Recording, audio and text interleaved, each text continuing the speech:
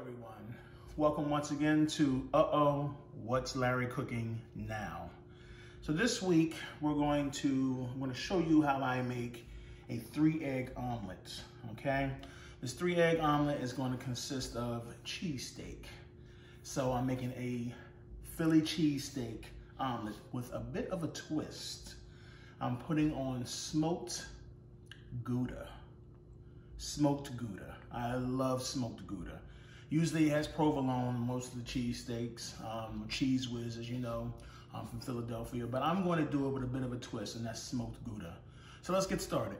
All right, so the first thing we're going to do, I got 3 eggs here.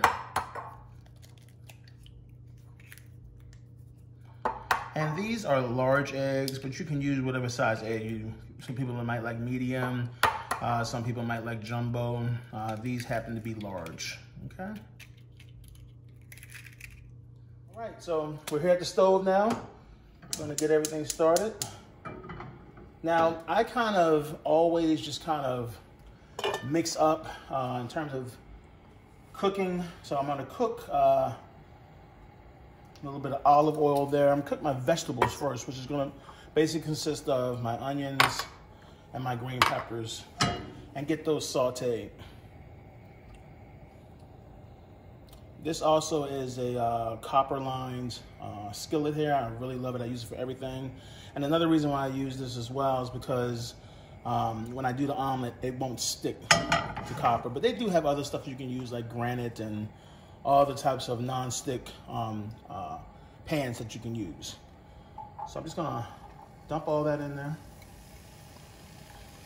I mean, and already the smell is just like, oh, I'm loving it.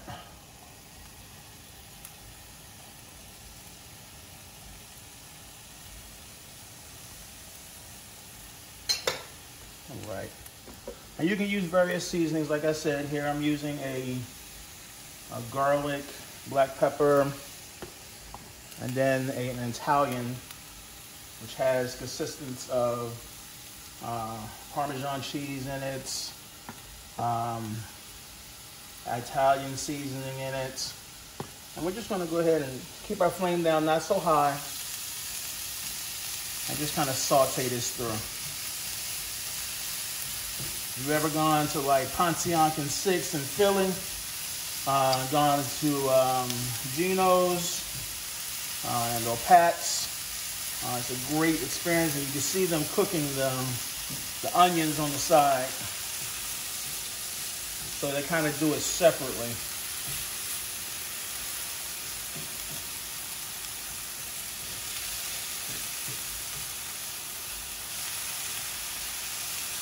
And just kind of shift it through. And you just, like I said, you're just using olive oil to go ahead and start this off. I will use butter later on, but not right now. All right, here we have the final product here. This is our concoction here of the onions, and I use yellow onions and green peppers for here. It looks so good. It smells so good. So now we get down to the actual portion that I love, and that's the cheesesteak. So this is a regular cheesesteak, steakum that you can get from the store. If you want to get a better cut of steak, by all means, you can certainly do that. This tends to break up pretty good for me, and just give me something quick to put together in the morning. So I just add like a little bit of oil so it doesn't stick too much to the skillet. And I've cleaned this out, so I'm gonna put this meat on here and break it down. Season it up slightly, but I'm gonna keep it probably basic with just a little bit of Himalaya pink salt, pepper, and a little bit of garlic, and that's it. Because the thing is, you don't want to over season everything. Then you're going to get an omelet. You're going to be like, ugh, this is too salty. So you don't really need to do too much with this. So I just kind of put that down there.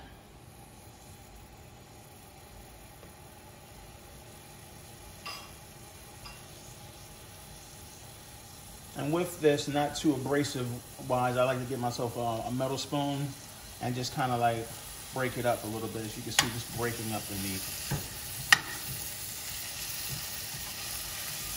This, along with the vegetables, is what you're putting into the contents of the omelet.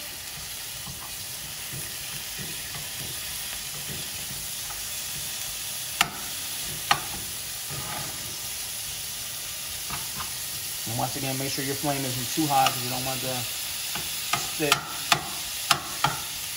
to the skillet.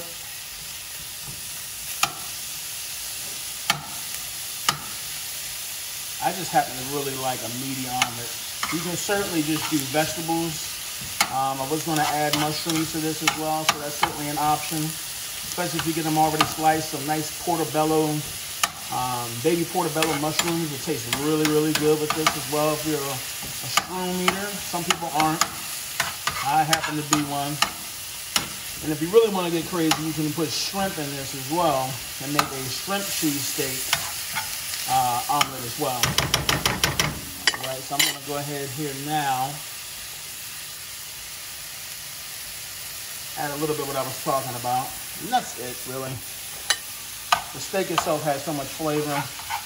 It's just like when you're making a regular steak. You basically want to go basic, like salt and pepper with it. So you don't want to, you want to taste the steak, you know? So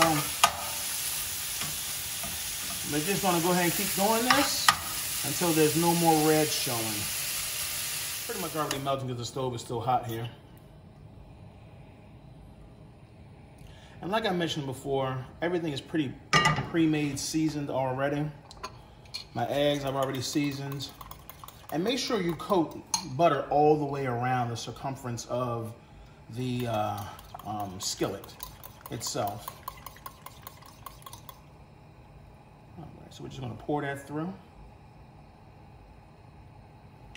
Now you have options here, okay? In some cases, you can actually pour your contents in and then put the eggs around it.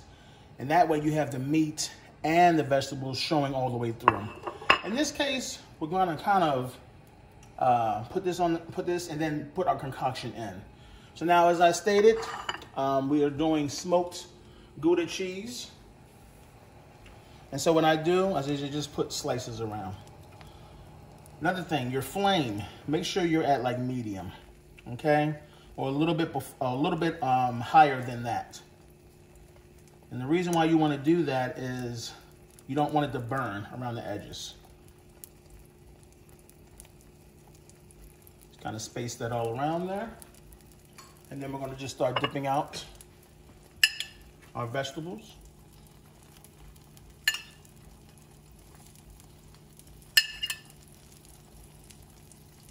And as much as you want, but you don't want it to be too heavy because when you try to flip, it's going to be difficult.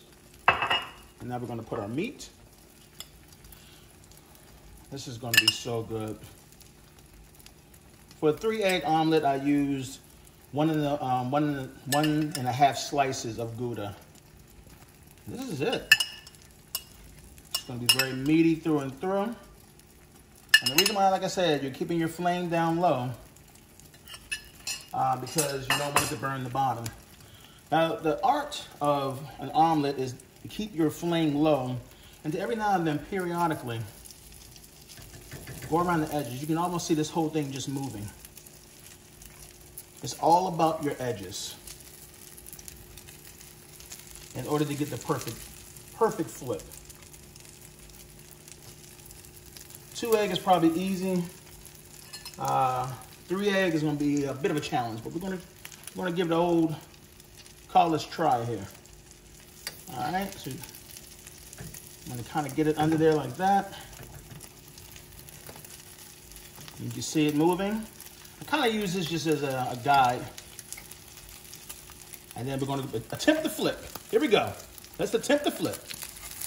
Woo, yeah. Oh, look at that. Look at that. The flip, and this is like a half moon. Oh yeah, look at that. That is gorgeous right there. Perfect.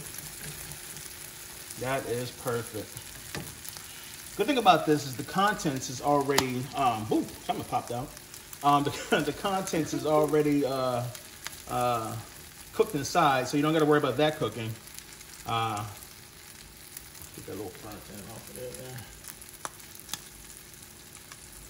You're just kind of doing the side there. All right.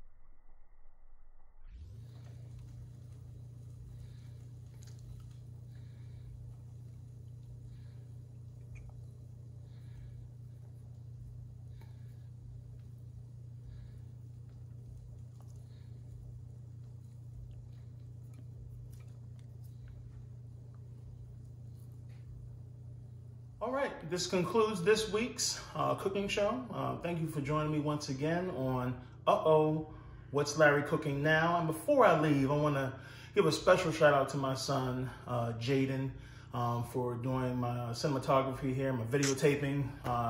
He did a wonderful job. And thank you once again, guys, for coming through.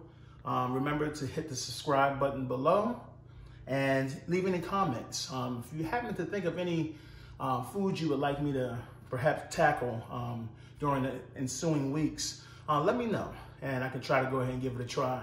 Like I said, I'm not trained at doing this. I just like to cook, and I love the response that I get from my family and my friends when they taste my cooking.